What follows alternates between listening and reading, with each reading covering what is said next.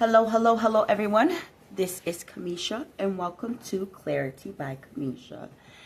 So, as you guys know, we have been talking a lot about mental health lately, and that is because with Clarity by Kamisha, as you know, we're going on this 15-day journey through our healing and talking about some issues that could cause mental illness or like today we'll be talking about narcissistic abuse. This is going to be probably a 3-part, 4-part video. I'm not quite sure how long it'll be yet, but I wanted to start with narcissistic abuse because yesterday we addressed addiction and trauma, but narcissistic abuse is something that I went through personally, not just in relationships that were intimate relationships, but also in a family dynamic, okay? So when you are dealing with a narcissist, first, what is narcissistic abuse? Defined, it's a unique psychological abuse performed by those with narcissistic personality disorder, or NPD. This behavior includes distinctive elements that make it difficult to understand or identify even for the people who are experiencing it. For me, I went through 15 years of narcissistic abuse in a intimate relationship.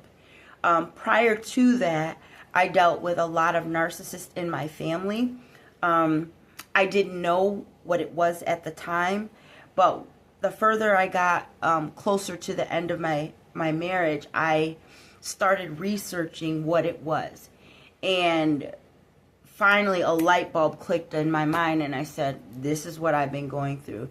It is so debilitating, the way that a narcissist will break you down as a person. And we'll talk about all of the different names to what they are, but I will just go through a brief summary of it. In my relationship, the love bombing stage is what drew me in, and I was so captivated by this person that they were interested in me, and they put so much time and effort into, making me feel comfortable with them until after I got married. I didn't find out who that true person was until after I got married. And I was about 19 when I met him, and he was 26. He's 7 years older than me.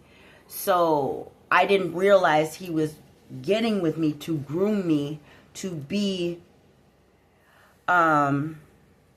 basically his victim.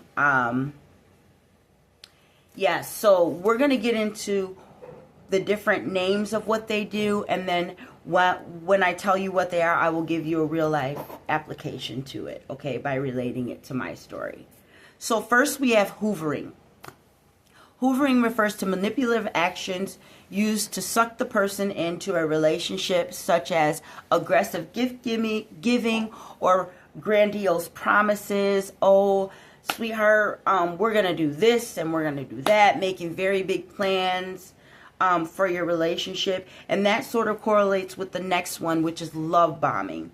Love bombing occurs when a narcissist showers another person with gifts, praise, affection to draw that person in the beginning of a relationship or in the cycle later back into a relationship. They will use words like "you're my soulmate" or very soon after meeting them. A lot of times they're throwing out this twin flame thing right now. But those two, the love bombing and the hoovering, is what draws you in. The person, a lot of times narcissists are very good looking. They are very composed when they're in public. They have an image that they want to keep up, so they are not going to use any of these tactics in front of people. And the reason they do that is because when you go out in public, if you were to say anything about their behavior, the people that know them outside of their house wouldn't believe you, because they have such a upstanding image in front of people. They don't do this mess until they're in the house with you and they've got you under lock and key. A lot of times, I know for me, a narcissist will want to move you away, like to another city, They do this not because they just want your time, but they don't want you to be able to talk to anyone that that may know who that person is at their core. A lot of times they won't introduce you to their family members,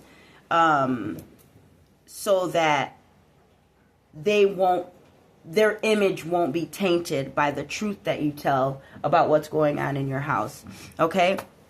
Gaslighting. This is a big one. Purposely instilling doubts. Narcissists may deny events. Oh, it didn't happen like that is a really good one. Or you're not remembering it right.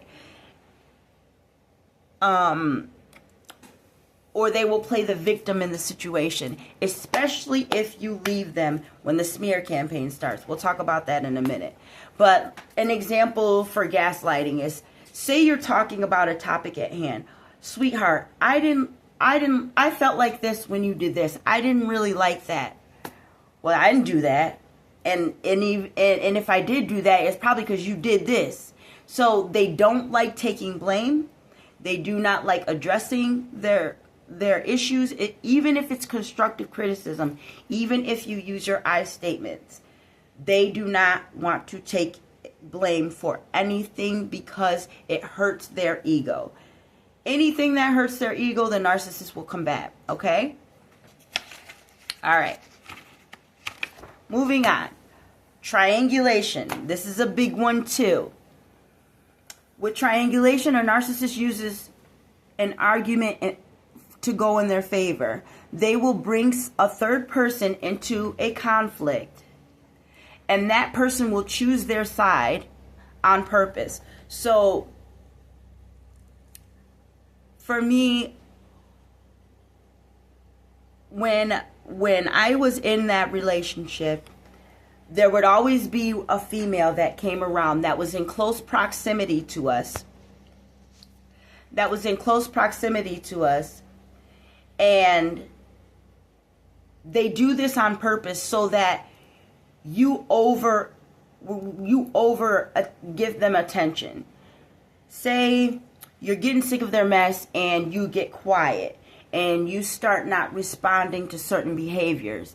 They will bring that third party in so that you're back focused on them. Honey, do you need anything? What's wrong? Can I do anything for you? That's what they're trying to pull out of you when they bring that third person around. And this is another one, the silent treatment.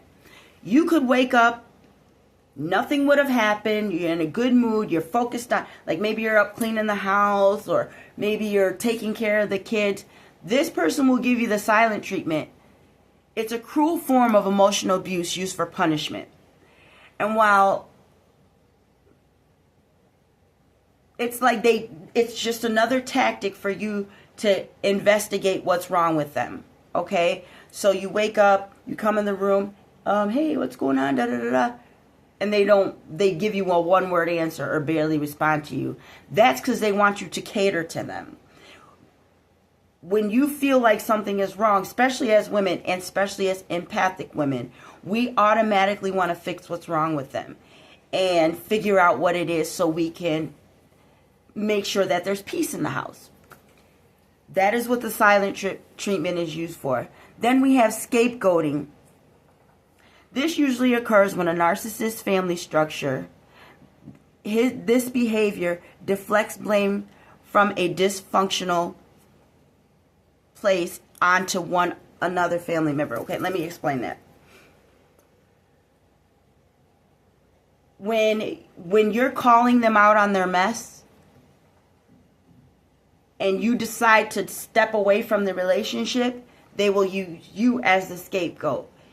And they will make up stories about you or try to defame you in some sort of way, start a smear campaign, like show you passive-aggressive behavior. Like, I remember my ex, when we split up, he would text me over and over and over again, talking about how negative I was and how I affected him in the worst way. And he was later looking for a back and forth argument. But when I went no contact, that's when the lies started. The lies, a narcissist will flat out lie about who you are, what your character is, and what you did in that relationship. This is a part of the smear campaign. Not only will they lie about you to other people, they will get other people to lie about you to other people that don't even know you or have anything to do with your life at all. Unfortunately, narcissists are very skillful at emotional manipulation. They present themselves to be charming, attentive, confident, attractive. However, their egos, their narc pretenses start to slip out. Then they will start playing the victim role. Well, she did this to me, and she did that to me, or he, pick your role in the story, because they're a female narcissist as well. They will make themselves look like the hero in the story, and you look like the complete villain. Okay? This smear campaign can be very, very dangerous. If your narcissist is connected enough to enough people, all of the people that they will get to get on their bandwagon and isolate you, they will do it. I had a whole community, I mean a whole town, in one town and in the next, that this narcissist was able to get all of these people to turn against me because they believed all of the things that he said about me. Now, worse, did I have some issues? Yes. Was I addressing them? Yes. But at the same time, this person was not addressing their issues at all. Why? Because narcissists don't believe they're wrong ever in life, even if the facts are looking them dead in the face. So I want you to take in some of these character traits. And remember, if I went too fast on this video and you want to look up these traits, there's hoovering, Hoovering, hoovering, love bombing, gaslighting, triangulation, silent treatment, scapegoating, passive-aggressive behavior, lies, smear campaign. Those are the things you need to look up, okay? And I would encourage you to really dive into this if you think that this is what you're dealing with. Because narcissists are very dangerous. They are emotionally, physically, and mentally taxing, as well as spiritually. So you want to look at these things if you've been going through that. And if you have been going through that, I'm going to put a couple phone numbers in the description box below. One for domestic violence. If you are in this situation, you need to call someone so that you can get help to make steps to get out of this situation and go no contact. And number two, I'm going to put the suicide helpline, because it can break you down so much mentally that you don't want to be here anymore. And my goal is to save, if I can save one person from succumbing to suicidal ideations because of narcissistic abuse, then I have done my job. If you like what you saw in this video today, please hit the like, share, and subscribe button. Hit the notification bell if you want your device to ding and say, hey, she got some new stuff out. Hit that notification bell. You'll be updated on any of my most recent content. I am very passionate about this topic, so I'm going to come back later with the symptoms of narcissistic abuse. And of course, you know, I don't like bringing an issue unless I have a solution. I also have ways to heal from narcissistic abuse. Okay? So many thanks for your time, everyone. Namaste.